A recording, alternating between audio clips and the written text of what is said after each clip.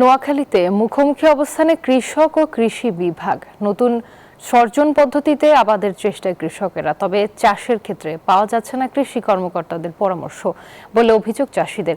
সহযোগিতা না পাওয়ায় ক্ষোভ প্রকাশ করেন স্থানীয়রা। অভিযোগ অস্বীকার কৃষি বিভাগের। নোয়াখালী থেকে আকবর সোহাগের পাঠানো তথ্যচিত্রে ডেস্ক রিপোর্ট।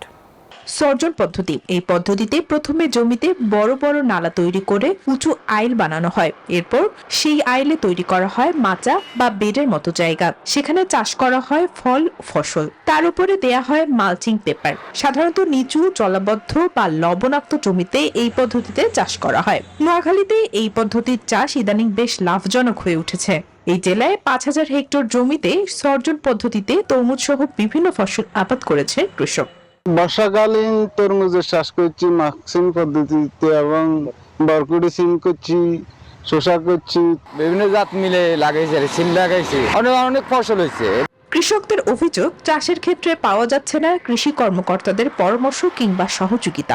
আমাদের এই অঞ্চলে যে কৃষি সংস্থা থেকে যেগুলো দেওয়া হয় বীজ এমনকি সার, এটা এদিক থেকে আমরা একটু মার্জিনালাইজড আর কি। এখানে আমাদের সরকারের যে কৃষি কর্মকর্তা, এরা কোনো সহযোগিতাই করে না, এরা মাঠ পর্যায়ে কোনো কাজ করে না।